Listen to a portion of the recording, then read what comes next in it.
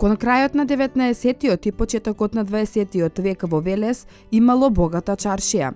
Постоеле безброј занаетчии, мајстори, калфи и чираци во дуќаните со кепенци. Велес бил занаетчиски град.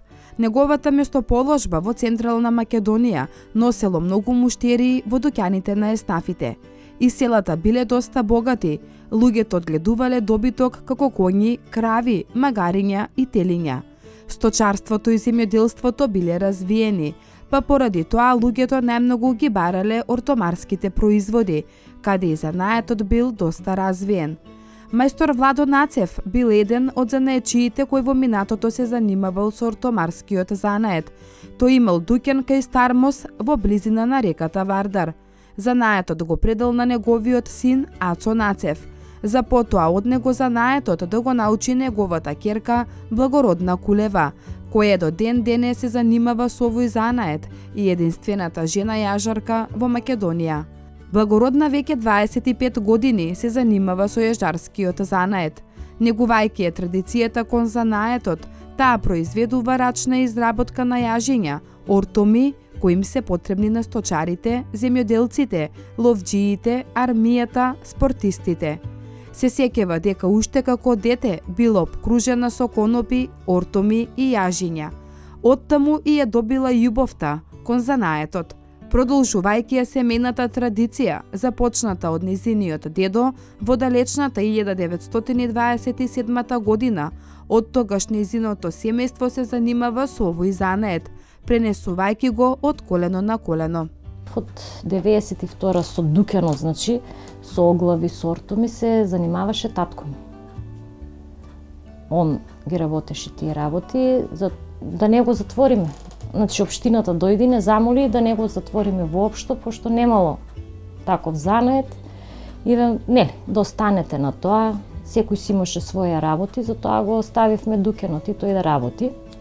А иначе дуќанот, иначе занаетот го наследив од дедо ми. Значи, од на татко, Владо Нацев се викаше, покојни, и тој уш од дете, значи почнал ки неговиот вујко, почнал да биде чирак. И така со текот на времето го совршил тој занает, сам почнал да работи самостално, си отворил свој дуќан. Првам покрај Вардар бил дуќанот, па после овде како економското училиште.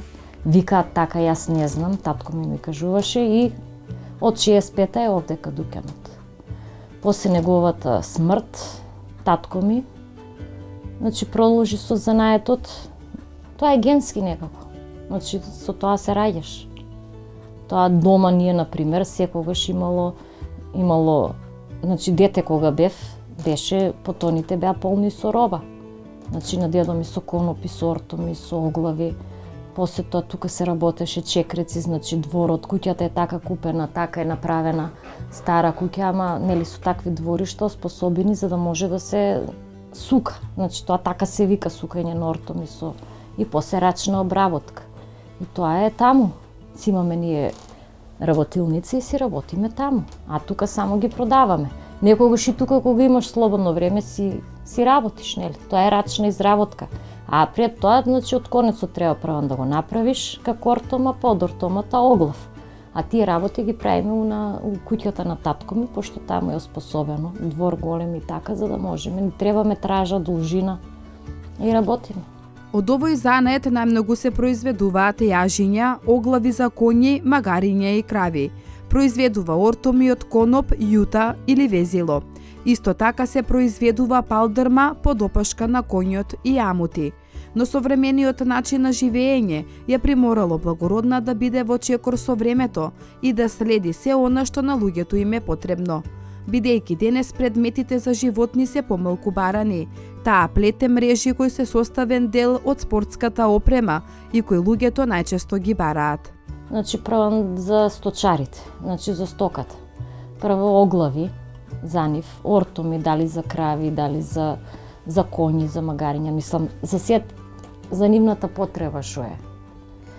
После тоа правиме исто така, некогаш градежни фирми ке се јават, ке им треба некоја специјална ортома, за нешто за кревање, за висина, за тежина да имаат, исто така и за нив ке направиме, правиме мрежи, за фудбал, за ракомет, за кошарка, за се.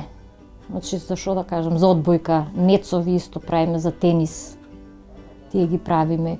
Исто така и се атрактивно дојде некој кафич, некој пицери, сакаат некои изработки од јута, од коноп, да им се направи некој јаже, некоја мрежа. Во незиниот дуќан кој се наоѓа на градскиот пазар во Велес, може да се најдат разни ортомарски производи, кои таа самата рачно ги изработува. Муштериите најчесто производите ги бараат за добитокот, но има и такви кои купуваат ортомарски производи за украсување на домот и во секојдневната употреба. Еве да земеме еден оглав за крава, да се изработи. Значи, независно прва, нели, треба суровина да се избере материјалот. Правиме или од манила, ППВ-зиво е сега по-модерно, или коноп, или јута. Значи, моментално јута имаме на располагање, конопот баш не се произведува моментално.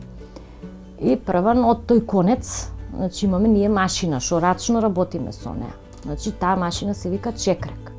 И од тој конец пуштаме, нели, зависи која метража ти треба, должина, 10, 20, 30, 50 метри. Ние си пуштаме должина на конецот, што ни одговара за да добиеме должината на таа ортома. И после кога ќе го усукаме тоа, значи се вика сукање, рачно ќе се усука, и од тоа се добива јаже. Значи мора да се добие јаже и од него после рачно ние со рациве го правиме тој оглав. Само имаме едно шило, со помош на тоа шило дрвено е, за да можеш да ги спровираш, нели, да манипулираш со тоа јаже. И си правиме. Или мрежа ако е. Исто и мрежа да ја направиш. Таа треба само да усукаш. Значи од конецот ние не зимаме готови ортоми, да ги купуваме па после да ги правиме, ние значи си ги правиме од конец ортомчиња и после си ја плетеш мрежата, рачно ја плетеме, значи 10, 20. Значи оглавите сега си имаат повеќе работа, тоа си е рачна работа. Значи треба по-долго време на учење. Затоа што јас кога почнав и кога го гледав татко ми, мислев дека е стварно лесно, но кога го видиш е многу лесно од прв поглед. Ама ти треба време, значи за да имаш и рутина и за да знаеш да го изработиш, ти треба време. Благородна уште како дете доаѓала во дуќанот и го гледала нејзиниот дедо како работи, но занаетот го научила од нејзиниот татко, кој до ден денес си помага во изработката на јажарските производи. Кога го гледала нејзиниот татко како ги изработува јажињата, Благородна мислела дека процесот на изработка е доста лесен и едноставен, но и самата таа денес вели дека занаетот е комплициран. Потребно е повеќе време, трпение и прецизност за да се изработат јажарските производи. Не е толку тежината голема колку што е времето потребно. Значи мислиш дека кога ќе го видиш дека одма ќе заврши, ама ти треба време. Значи ти треба време за тоа да го направиш. Значи таа работа треба време, треба стрпливост и да го работиш, а иначе не можеш наеднаш и да сакаш одма, еве, готово, сега ќе го направиме, не може. Ортомите брзо се изработуваат. Од прилика една ортома ќе излезе за половина час најмногу. Значи да се направи еден оглав, или еве 10 оглави, јас можам да ги направам 2 до 3 часа. Еве да речеме, а една мрежа ми треба, например, 10 дена, 7 дена, зависи од должината и од големината. Например, сега јас 100 и кусур квадрати, не можам да ги сплетам за 2 дена, ми треба месец дена. Тоа што е се рачна изработка. 10 сантима, по 10 сантима одиш, плетеш, не плетеш наеднаш или не е машина да пуштиш и нели, ќе сплете сама, ама треба со 2 раци ти денеска и 7 часа да плетеш, ќе сплетеш, например, 5 квадрата, 10, не можеш 100. За да направиш една мрежа, ти треба да има се што се прави по стандард. Значи треба стварно да го направиш по стандард. Се знае, мрежа за фудбал си е по тие стандарди. Значи во спортот е така. Ти мора да го направиш тоа. Не можеш да го направиш покусо или подолго, па на статива они да не можат никако да го стават. Значи ти треба мерка. Ти треба по таа мерка да одиш. Или кош. Кош ја можам обичен да направам, ама има и професионален кош ние што го правиме. Значи се знае толку треба да има, толку си е мрежичка, толку треба да пуштиш, толку да има се што треба. Значи по број треба да броиш, треба се за да излезе. Ако од кутура или од памет тоа го правиш, тогаш ништо нема да излезе. Прва ние го цртаме на тетрадка, например, ги цртаме коцките на тетрадка со коцкиве, да кажам најпросто, и ја цртаме мрежата како да изгледа. Пошто ние мрежи правиме, ни побарале, например, има еден кафич, ни побараа мрежа во вид на трапез, ни побараа мрежа во вид на триаголник. Значи, или во вид на конус, на цилиндар, не знам више на шо. И ние мораме тоа да го нацрташ, да го видиш и по таа мерка, по тој терк, ја правиш мрежата и стварно ги правиме и излегуваат. Земјоделците повеќе ги бараат да товарат нешто и да врзуваат. Значи, они бараат повеќе ортоми. Сточарите, или тие најповеќе ги бараат, тие што имаат крави, тие што, значи, кога има крави, он секако ќе има и коњи, магариња, у куќата, нели, треба да има. И тогаш тие се прават оглави за нив. Значи, се прават и добро, не сум кажала, и палдрми, и колани, плюс тоа е друго, значи, освен оглави, за опрема на еден конј или едно магаре. Тоа им е потреба, значи, работи со тоа, оди под дрва, товари сено или некоја друга работа и него му треба да биде опремено магарето, конјот, кравата да биде врзана, да не им избега, да не се убие, ако не е како што треба, тогаш може да дојде до повреди. За да си ги заштитат своите животни, затоа ги зимаат тие оглави, колани, палдрми и друго. За градежни работи нешто треба, некој нешто да врзе или па општо некогаш ќе дојде, некој ми треба сајла за колата. Неместо сајла да земе, ке сакам една ортома да имам во кола или да врзе нешто на одмор кога одат, багаж да се врзе, значи за секаква потреба. И обично за дома да спружиш шалишта, некогаш ти треба јаже да врзеш. А исто и у спортот, што се мрежите, со спортот, да, добар дел на луѓе нарачуваат кај мене. Сега тоа не е нешто, нели, секојдневно, може еднаш годишно, 2 мрежи, може 3, или за кош, или за фудбал. Ама важно има луѓе што нарачуваат. Или за украс. Тие што сакаат да си украсат кафич, кафана, такви работи. Дисаги правиме. Тоа дисаги, тоа се стари работи, значи козја волна. Од специјално, од тоа се правеле од секогаш. Сега тоа го нема, јас го имам и ги правам, па некој ги зима за украс. Тие се како торби 2, на самар што ги носеле порано. Од каен материјал, јас само ги кроам, знам и да ги шиеме ние. И ги даваме, ги зимаат како украси. Многу луѓе. Мрежи, лежалки исто така. Некој што сака да си отиде на природа, да си лежи, со дрва, со се, оригинал ги правиме. Обкружена со повеќе примероци на узди, подопашници, колани, ортоми, врзми, дисаги, зобници и други производи наменети за добиток се наоѓаат во незиниот дуќан. За изработката на јажињата благородна користи коноп и јута. Пред се ја користи јутата, затоа што таа е помека и не може да го повреди добитокот. Исто така користи и најлонско везиво. За да ги изработи овие производи, најчесто користи шило, конец, игла и ножица. Секако тука се и советите од незиниот татко, кој секогаш е тука да ја помогне во изработката на јажињата. Ова е за драпери и за перде. Значи можеме и такви работи. Еден човек сакаше нешто да му се направи стварно убаво за куќата, нешто старски. И ме замоли ако можам да му направам како јажиња за да ги закачува драпериите. И јас му ги направив. Му ги усукав убаво, му ги подврзав тука, му направив рез и надоли, човеков е презадоволен. И иде 3-4 пати ми каже како убаво му стоеле во дома, у собата. Значи тоа е плюс. А иначе со стока што работам, ова е колан, се вика. Значи тоа се става под стомакот до самарот на конј, на магаре, на маска. Значи тоа се изработува од јаже и после го шијам ја, рачно, со игла. Значи специјална игла си имаме за шиење и го шијам тоа. После ова е ги подрмчиња, значи ова се мали за магариња, а ова е голема палдрама или подопашник. Ова исто така се става Значи, ова е опрема за конј за магаре. Се става под опашот на магарето на конјот. И ова е серачна изработка. Значи, прван се прави, го правам јас како треба по мерка, таму го мерам се и после го шијам.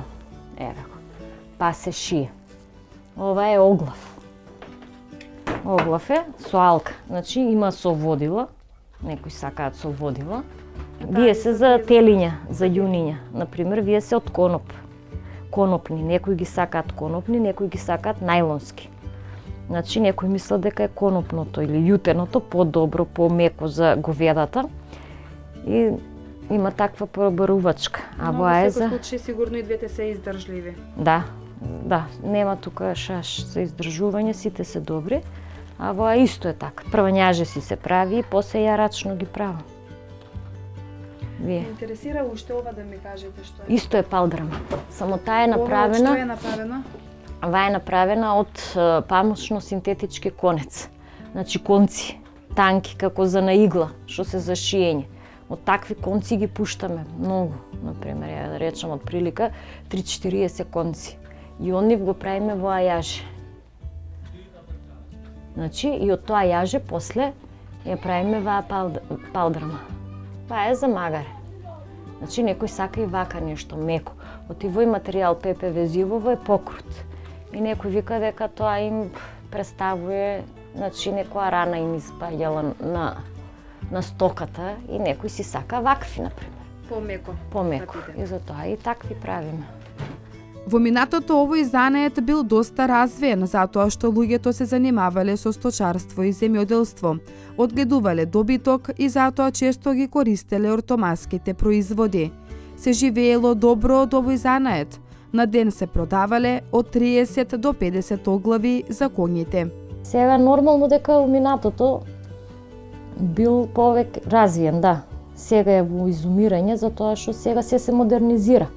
А во минатото повеќе имало стока, повеќе имало села, повеќе селата работеле. Па, повеќе се произведувало земјоделие, повеќе се занимавале со сточарство. Немало толку многу трактори, нели, за обработка, за орање. На секој му требало да има добиток, му требало животно, а тоа животно мора да се, за да не биде диво, значи треба да се врзе, треба да се оспособи како да работи. И затоа било развиено, да, доста до 80-тите години, па и до 90-тите може да кажам, доста развиено, ама сега е се повеќе во изумирање. Може би младите веќе не сакаат да се занимаваат со сточарство, со земјоделие, повеќе сакаат со други работи. Не знам зошто. Важно е денес. Добро е, ама нема работа.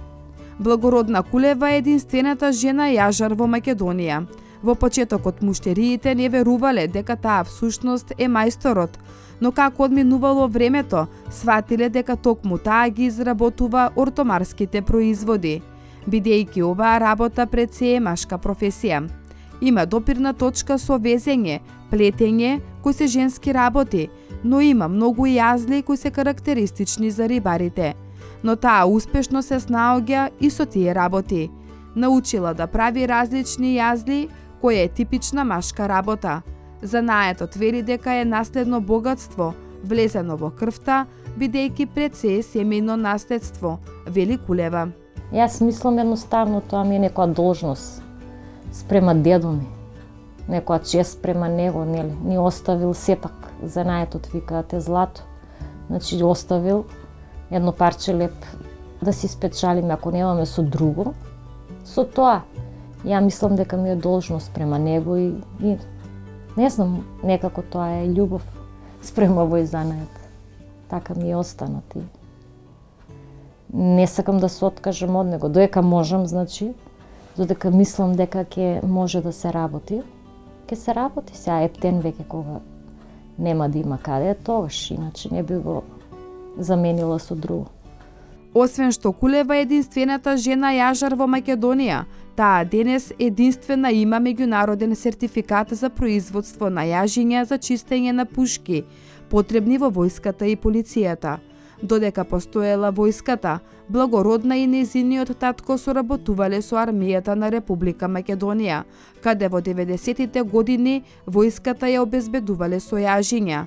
12 години ја снабдувале војската и полицијата со јажиња, но оваа потреба денеска е исчезната. Значи тогаш заедно работевме, он ми помагаше за војската и за милицијата, правевме ортомчиња за чистење на пушки. Значи повеќе бев на тоа, работев и, например, добив исто сертификат за квалитет за тие ортоми, што се за чистење на пушки, пошто тогаш, нели, распад на Југославија, немаше кој да ги прави и таму 93-94 дојдоа кај нас од војската и не замолија ние да почнеме да им ги правиме. Пошто пред тоа Титово ужици у Србија се правели, немало од кај да ги набавуваат. Благородна се надева дека и во иднина традицијата на занаетот ќе продолжи во семејството. Таа е горда што до ден денес го одржува во живот занаетот и семејната традиција што нејзиниот дедо ја оставил. Вели дека од овој занает нема никогаш да се откаже, бидејќи тоа ја исполнува. Традицијата во дуќанот на Велешкиот пазар останува како символ на еден занает кој прекосел во времето.